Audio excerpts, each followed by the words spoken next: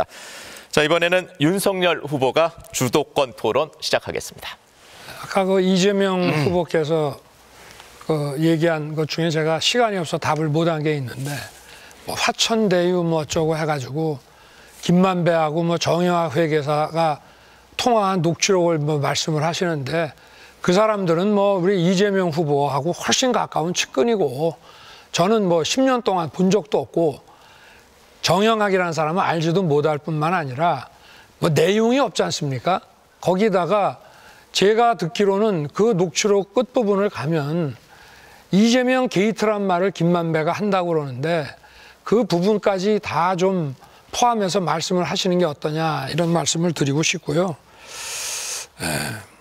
우리 이재명 후보께서는 이제 이 국채 그 재정 건전성이라고 하는 거는 대통령의 굉장히 중요한 그 이슈입니다. 그런데 이제 늘 말씀하시는 게, 국채는 뭐 외채 아니면 상관없다. 한 나라 안에서 오른쪽 주머니에 있는 돈이 왼쪽 주머니로 가는 거고, 또 장부상 수치에 불과한 거다. 또 국채를 국민들이 갖고 있으면 국민한테는 자산이 되는 거니까 이거는 뭐 큰 문제될 게 없다라는 말씀을 해 오셨기 때문에 제가 한번 물어보겠습니다. 그러면 국채는 얼마든지 발행해도 된다는 뜻인지요? 아니면은 뭐 어느 정도의 적정 수치를 좀 보고 계시는 건지 한번 그걸 한번 좀 여쭤보고 싶습니다. 우리나라에서 네. 국민들의 가계부채 비율이 너무 높아서 전 세계적으로 제일 높다고 합니다. 국가 부채 비율은 전 세계에서 가장 낮은 축에 속하죠. 다른 나라는 110%가 넘는데 우리나라는 50%가 아직 안 됩니다. 이유는 국가가 가계소득 지원을 거의 안 했기 때문입니다. 전 세계에서 가장 낮습니다. 결국은 국가가 국민이 부담할 부분을 국가가 대신 부담하지도 않았고, 국가의 부담을 개인에게 떠넘기기 때문인데, 지금은 충분히 여유가 있다, 이 말씀을 하겠습니다. 네. 질문에 자꾸 딴 얘기를 하시니까, 지금 제가 국채 발행은 얼마든지 해도 되느냐에 대해서 말씀을 지금 안 하셔서, 얼마든지 하면 당연히 안 되지요. 말씀하시는 거 보니까 뭐 얼마든지 해도 된다는 것 같은데. 안 된다니까요. 잠시만요. 네. 아니 뭐 오른 주머니에서 왼 주머니로 가고, 그러면 그런 얘기나 똑같죠. 공무원이 뇌물을 받아 먹으면은 저 국민의 주머니에서 공무원 주머니로 가는 것이고, 대장동의 그 성남시 주민이나 그 저 재산이 만약에 저렇게 해서 강제 수용당해서 약탈됐다 이러면은, 아니 뭐 이 주머니에서 김만배 주머니로 가는 것이 뭔 대수냐, 다 대한민국에 있는 돈인데, 그런 말씀이신 것 같은데, 그러면은 우리가 정부가 뭐 세금 거둘 필요 있습니까? 그냥 국채 발행하면 되는 거지. 그게 아니라면 국채는 도대체 GDP 대비 몇 % 정도까지 하는 게 맞다고 보시냐 하는 거를 지금 물어보는 겁니다. 자, 제가 답을 드리겠습니다. 네. IMF나 국제기구들은 85% 정도까지 유지하는 것이 적정하니까 너무 낮게 유지하지 말라라고 말을 하고 있고요. 네. 우리는 지금도 여전히 50% 정도밖에 안 된다는 말씀을 드리면서, 윤 후보님, 내가 언제 얼마든지 발행해도 된다고 했습니까? 이게 또 거짓말이고요. 녹취록에 내가 측근, 저는 그 사람들 정영학, 남욱 본 일도 없어요. 무슨 측근에 가까운 사람입니까?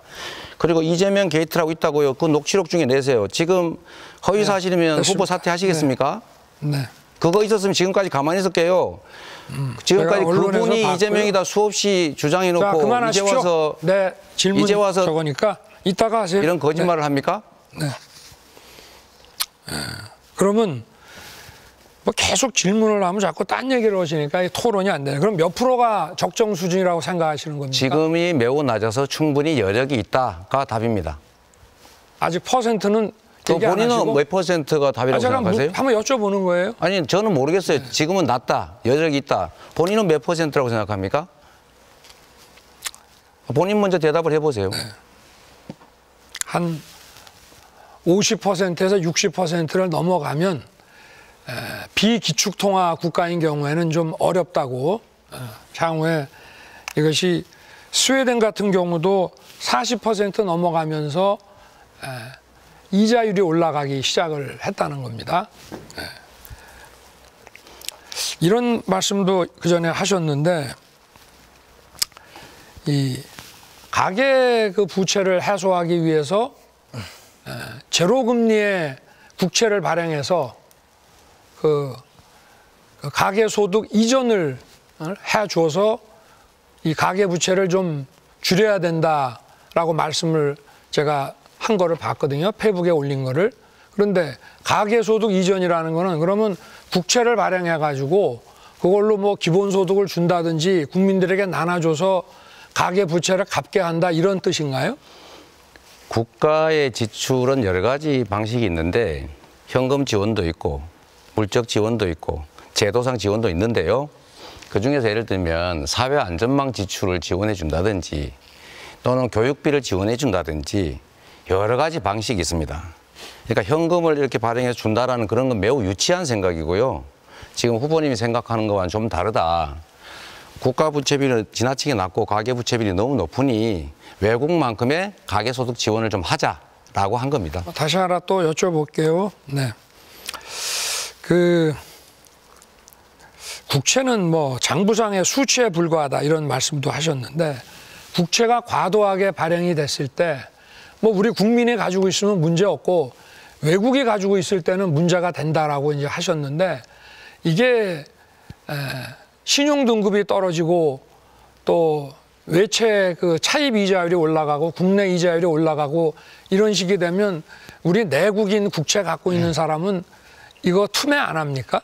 이거 다 투명하게 돼 있고 이렇게 되다 보면은 이제 결제가 제대로 이루어지지 않아서 그 우리나라 신용도가 떨어지면서 우리나라에 와 있는 외국 자본이 이제 유출이 되고 이렇게 하면서 그 어떤 실물과 금융 모두 혼란을 가져오는데 이 국채 문제에 대해서 그렇게 편하게 생각을 하신다면 국채가 많아질 때 어떤 일들이 생기는지 한번 생각해 보셨습니까? 우리 후보님이 경제 문제에 대해서 좀 깊이 있게 공부를 하셨는지는 모르겠는데요. 뭐 답을 하세요. 우리나라는 다른 나라 선진국들에 비해서 국채 비율이 매우 낮다. 절반에도 미치지 못한다. 첫 번째. 두 번째로 우리가 곧 기축통화국으로 될 가능성이 매우 높다. 며칠 전에 보도도 나왔지요. 그만큼 우리 경제력 수준은 높은데 우리가 가계부채 비율이 너무 높아서 국민들은 고통스럽고 다른 나라는 국가 부채 비율이 그 기축통화 국가인 잠시만요, 경우와 윤 후보님. 네. 제가 반드시 2명 이상의 후보에게 겁니다. 질문해야 네네. 된다고 했는데 지금 1분 17초 네네. 남았습니다. 네네. 참고하시기 바랍니다. 기축통화 그 국가가 아닌 비기축통화 국가는 대부분 우리나라보다 다 낮습니다. 그러니까 잘 모르고 하는 말씀은 다시 한번 찾아보시고요.